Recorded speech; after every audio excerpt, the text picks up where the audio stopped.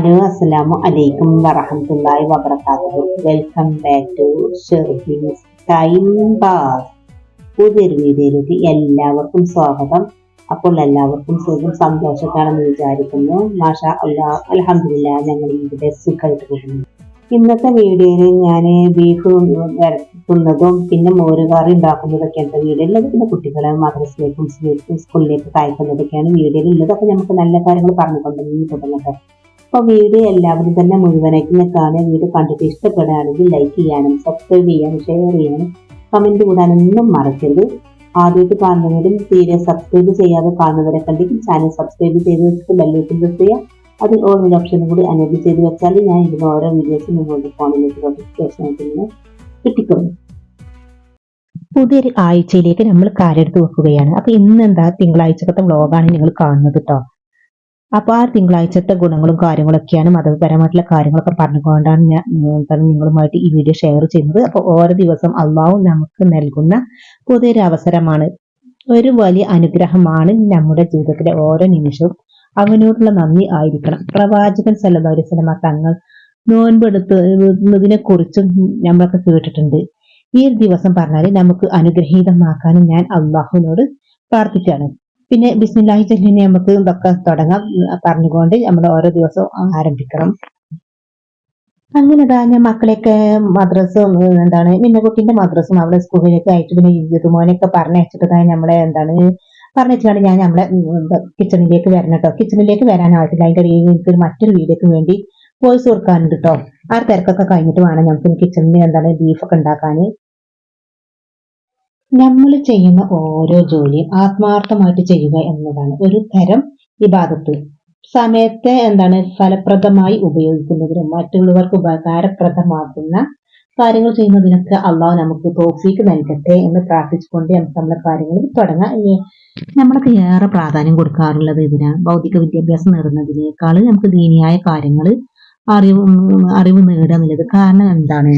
അപ്പൊ അത് എന്താ പറയാണെങ്കിൽ ദുനിയാവിനെ കുറിച്ചുള്ള അറിവുകളെക്കാൾ വലുതാണ് ആഖിറത്തിലേക്കുള്ള അറിവ്. അതുകൊണ്ട് നമ്മൾ അങ്ങനെയൊക്കെ പ്രാധാന്യം കൊടുക്കുന്നത്. പിന്നെ മക്കളൊക്കെ മദ്രസയിലേക്ക് പോകുന്ന ഓരോ കാലുവെപ്പും അള്ളാഹുവിന്റെ സ്വർഗത്തിലേക്കുള്ള വഴിയായി മാറാൻ നമുക്കൊക്കെ പ്രാർത്ഥിക്കട്ടോ. ദീനി വിദ്യാഭ്യാസവും ഭൗതിക വിദ്യാഭ്യാസവും ഒരുപോലെ മുന്നോട്ട് കൊണ്ടുപോകാനൊക്കെ നമ്മളൊക്കെ ശ്രദ്ധിക്കാറുണ്ടല്ലേ. ഇഹലോകത്തെ വിജയത്തിനും പരലോകത്തെ രക്ഷക്കൊക്കെ രണ്ടും നമുക്കത് അത്യാവശ്യമാണ്. നമ്മളൊക്കെ മക്കളെ സ്കൂളിലൊക്കെ അയക്കുമ്പോൾ നമ്മളൊക്കെ പ്രാർത്ഥന എന്താകും? ഒന്ന് മാത്രം, നമ്മളെ മക്കളെ ഈ സന്മാർഗത്തിൽ ഉറപ്പിച്ചു നിർത്തുകയും നല്ല കൂട്ടുകാർ നൽകുകയും നമ്മുടെ മക്കളെ പഠനത്തിൽ ബർക്കത്ത് ചൊരിയുകയും ചെയ്യാനൊക്കെ പ്രാർത്ഥിക്കട്ടോ. അപ്പോൾ ഇതാ മറ്റൊരു വീഡിയോക്ക് വോയിസ് കൊടുത്ത് കഴിഞ്ഞ് കുറച്ചൊക്കെ വൈകിട്ട്. അപ്പൊ അങ്ങനെ കുട്ടികൾ ഉണ്ടാകുമ്പോൾ വോയിസ് എടുക്കലൊന്നും നടക്കൂല. അപ്പൊ അവർ പോയിട്ട് കേട്ടോ വേറെ വീഡിയോക്ക് എഡിറ്റ് ഒക്കെ ചെയ്ത് വെച്ചാലും ശരി, വീഡിയോക്ക് വോയിസ് എടുക്കുന്നത് നടക്കൂല കേട്ടോ. അത് മാത്രം ബാക്കി ഉണ്ടാവുള്ളൂ. പിന്നെ അവർ പോയെങ്കിൽ മാത്രമേ എനിക്ക് കഴിയുള്ളൂ. അങ്ങനെ അതൊക്കെ കഴിഞ്ഞിട്ട് ഞാൻ നമ്മുടെ കിച്ചണിലേക്ക് എത്തിയിട്ടുണ്ട് കേട്ടോ. അപ്പൊ അന്നത്തെ ഭക്ഷണം ഒരുക്കുന്നത് ഒരു വലിയ സന്തോഷമാണ്. ഇന്ന് ഞാൻ എന്താ ചെയ്യണേ, എന്റെ വീട്ടുകാർക്ക് ഇഷ്ടപ്പെട്ട ബീഫ് വരട്ടിയത്, അതുപോലെ ആരോഗ്യത്തിന് ആവശ്യമായിട്ടുള്ള ആരോഗ്യത്തിന് നല്ലൊരു മോര് കാച്ചതൊക്കെയാണ് ഈ അടുക്കളയിൽ ഉണ്ടാക്കാൻ. ബീഫിന് കട്ട് ചെയ്യണമെങ്കിൽ കത്തി നല്ല മോശം വേണമല്ലോ. അപ്പൊ അങ്ങനെ ഒന്ന് ഷാർപ്പാക്കിയതാ കേട്ടോ. അപ്പൊ അത് പോളികാറിന്റെ കത്തിയ പറഞ്ഞിട്ട് കാര്യമില്ല. അന്ന് മോശമല്ലെങ്കിൽ നമ്മളെ ബീഫൊന്നും കട്ട് ചെയ്യാൻ കഴിയൂല. അപ്പൊ അതാ ബീഫൊക്കെ കട്ട് ചെയ്യട്ടെ. ഏതായാലും ഞാൻ എന്തൊക്കെയാ പറയാനുള്ളത്. ഒരു കാര്യം ഞാൻ എപ്പോഴും ശ്രദ്ധിക്കാറുണ്ട്. നമ്മൾ കഴിക്കുന്ന ഭക്ഷണം ഹലാല് അനുവദനീയം ആയതാകണം. തൊയ്യബ് പറഞ്ഞാൽ ശുദ്ധിയുള്ളതൊക്കെ ആയിരിക്കണം. അത് എപ്പോഴുള്ള ചിന്തേട്ടം. ഹറാമൊന്നും കഴിച്ചിട്ട് കാര്യമില്ലല്ലോ. കിട്ടുന്നത് ഹലാല് ആയ ഭക്ഷണം കഴിക്കുക. ഓരോ വിഭവം പാചകം ചെയ്യുമ്പോഴും ബിസ്മി പറഞ്ഞെന്നെ തുടങ്ങുക. അത് നമ്മുടെ ഭക്ഷണത്തിൽ അല്ലാഹുവിന്റെ ബർക്കത്ത് നൽകാൻ കാരണമാകും. പാചകത്തിനിടയിലും ദിക്റുകളും. ഇപ്പൊ ഞാൻ ബീഫ് കട്ട് ചെയ്യല, അതിന്റെ ഇടയിൽ നമുക്ക് എന്തൊക്കെയോ ദിക്റുകൾ ചെല്ലാം. യാ റഹീമു ആണെങ്കിൽ ചെല്ല, യാ റഹ്മാനു ആണെങ്കിൽ അങ്ങനെ ഓരോ ദിക്റ് അള്ളാഹുവിന്റെ നല്ല ഇസ്മൊക്കെ ചെല്ലട്ടോ. എല്ലാം നല്ലത് തന്നെ, എല്ലാ ഇസ്മും നല്ലതാണ്. അതിൽ ഇഷ്ടമുള്ള ദിക്റൊക്കെ ചെല്ല, അതിനനുസരിച്ചുള്ള മെച്ചം കാണും. പിന്നെ ഇത് നമ്മുടെ അടുക്കളയെ ഒരു ആരാധന സ്ഥലമാക്കി മാറ്റുക.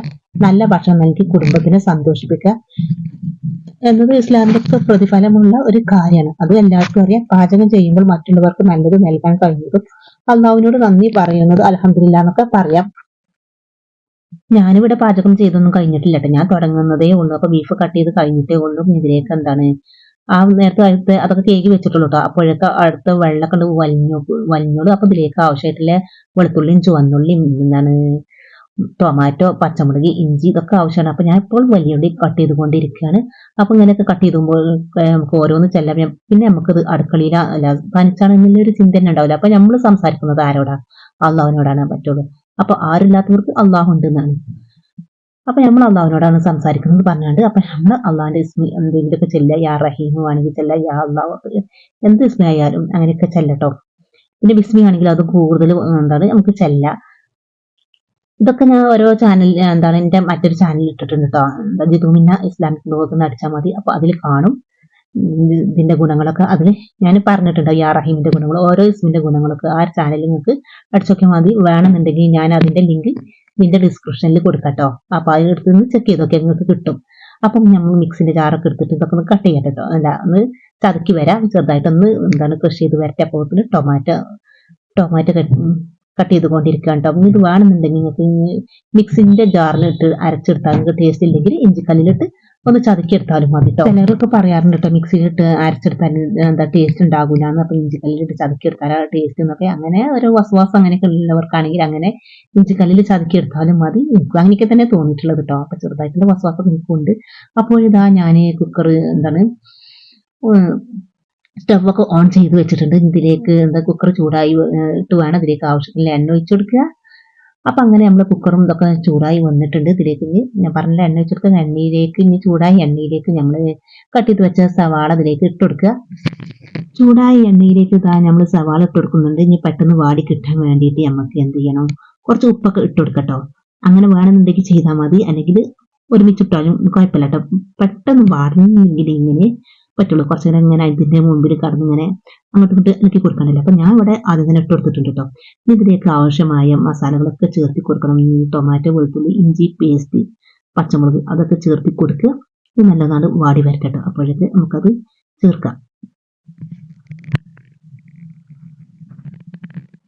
അപ്പോൾ ഇതാ ടൊമാറ്റോ, വെളുത്തുള്ളി, ഇഞ്ചി, പച്ചമുളക് പേസ്റ്റ് ഇതിലേക്ക് ചേർത്ത് കഴിഞ്ഞിട്ടുണ്ട്. ഇതും കൂടി ഒന്ന് വാട്ടി കൊടുക്കുക. ഇനി എന്താ നമുക്ക് ഇതിലേക്ക് വേണ്ടത്ര മസാലകളൊക്കെ ചേർത്തി കൊടുക്കുക. പിന്നെ വേണമെന്നുണ്ടെങ്കിൽ എന്താ മിക്സിന്റെ ജാർ നമ്മൾ ടൊമാറ്റോ, ഇഞ്ചി, വെളുത്തുള്ളി എന്താണ് ചതക്കിയ ആരതാണല്ലോ മിക്സിന്റെ ജാർ. അപ്പൊ അത് വെള്ളം ഒഴിച്ചു കൊടുത്തിട്ട് ഇതിലേക്ക് ഒഴിച്ചു കൊടുക്കുന്നത് ഒന്ന് കേക്ക് ഒഴിച്ചു കൊടുക്കട്ടോ.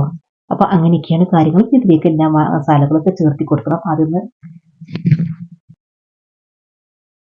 ഇത് നന്നാക്കി ഒന്ന് മിക്സ് ചെയ്യട്ടെ കേട്ടോ. നന്നാക്കി മിക്സ് ചെയ്തതിന് ശേഷം ഇതിലേക്ക് കുറച്ച് കറിവേപ്പിലയും ഒക്കെ ആവശ്യമാണ്. അതൊക്കെ ചേർത്ത് കൊടുക്കാൻ വേണമെന്നുണ്ടെങ്കിൽ മല്ലിയില ഉണ്ടെങ്കിൽ കയ്യിലുണ്ടെങ്കിൽ ചേർത്ത് കൊടുക്കട്ടോ. പിന്നെ ഇതിലേക്ക് മസാലപ്പൊടികൾ ആവശ്യമാണ്. മുളക് പൊടി, മഞ്ഞൾപ്പൊടി, പെരിഞ്ജീരകപ്പൊടി, മല്ലിപ്പൊടി, കുരുമുളക് പൊടി എന്നീ എല്ലാ മസാലകളും ചേർത്തിക്കാണ്ട് നമുക്ക് നല്ലൊരു ബീഫ് ഉണ്ടാക്കട്ടോ. അപ്പൊ അതാ ഞാൻ നന്നാക്കി വഴറ്റി കൊടുക്കുകയാണ്. അപ്പോൾ ഇതാ കറിവേപ്പിലൊക്കെ ചേർത്ത് കൊടുത്ത് കഴിഞ്ഞു.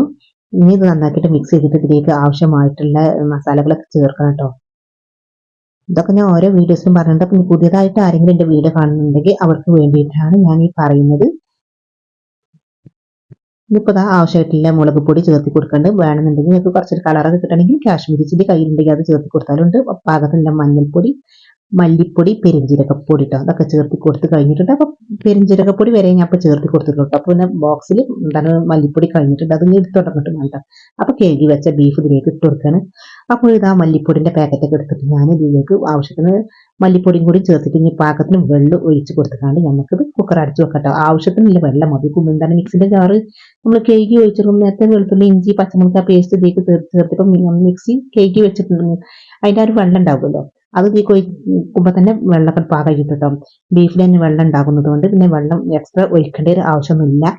നന്നാക്കിയിട്ട് മിക്സ് ചെയ്തിട്ട് പാകത്തിന് ഉപ്പൊക്കെ ടേസ്റ്റ് നോക്കിയിട്ട് നമുക്കിത് കുക്കറിൽ മൂടി വെക്കാം. അപ്പോഴൊക്കെ നമുക്ക് ഇവിടെ മോര് കാച്ചൊക്കെ ഉണ്ടാക്കട്ടോ.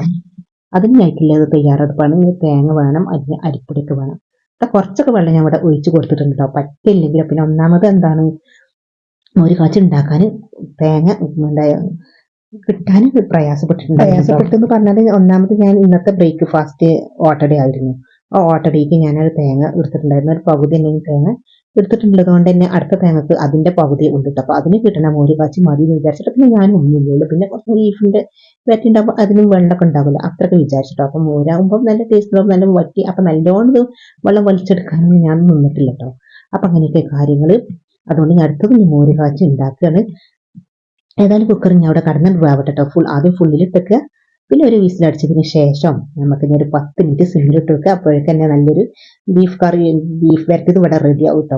അപ്പോൾ ഇതാ കുറച്ച് എന്താണ് ഞാൻ ഓട്ടെടുക്ക് ടച്ചതിന് ഒരു മാവ് ഇവിടെ ബാക്കി ഉണ്ടായിരുന്നു. ആ ഒരു ഇതിലാണ് ഞാൻ എന്താണ് മോര് കാച്ചി ഉണ്ടാക്കുന്നത് കേട്ടോ. ആ ഒരു പൊടി ഉണ്ടല്ലോ. അപ്പോൾ അതിലേക്ക് കുറച്ച് മഞ്ഞൾപ്പൊടി പിന്നെ കുറച്ചും കൂടി വെള്ളമൊക്കെ ചേർത്തിട്ട് ഞാൻ നന്നാക്കി മിക്സ് ചെയ്തിട്ട് പാകത്തിന് ഉപ്പൊക്കെ ചേർത്തി കൊടുത്തിട്ട് എന്ത് ചെയ്തു, കുറച്ച് പുളി വെള്ളത്തിൽ ഇട്ടിട്ടുണ്ട്. കുറച്ച് നല്ല പാകത്തിലുള്ള പുളി, നല്ലൊരു വാളൻപുളി, നല്ലൊരു പുളി ഇതിനുണ്ടായതുകൊണ്ട് തന്നെ ഒരു ചെറിയൊരു പുളിയൊക്കെ മതി കേട്ടോ. അങ്ങനെ ഇതിട്ടിച്ചിട്ട് അതുകൂടി എന്താണ് ആ വെള്ളം കൂടി ഒഴിച്ചെടുത്ത് പുളി വെള്ളം കൂടി ചേർത്ത് കൊടുത്തിട്ട് അപ്പം നമുക്ക് കിട്ടിയ തേങ്ങൻ്റെ അരപ്പേർപ്പം നിങ്ങൾ കണ്ടെടുത്തോ. അതിലേക്ക് വെളുത്തുള്ളിയും നല്ല ജീരകമൊക്കെ ചേർത്തിട്ട് നമ്മളെ മോര് കറി ഉണ്ടാക്കുകയാണ്. തേങ്ങ അരച്ച് കഴിഞ്ഞാലേക്ക് വെളുത്തുള്ളിയൊക്കെ ചേർത്ത് കൊടുത്ത് അരച്ച് കഴിഞ്ഞപ്പോഴാണ് ഇതിലേക്ക് നല്ല ജീരകം ചേർത്തിട്ടില്ല എന്നല്ലോ വിചാരിച്ചിട്ട്. അപ്പൊ പിന്നെ ഒന്നുകൂടി അത് എന്താണ് കുറച്ച് നല്ല ജീരകം ഇട്ടിട്ട് ഞാൻ ആ മിക്സിന്റെ ജാറിൽ തന്നെ അരച്ചിട്ടാണ് വന്നത്.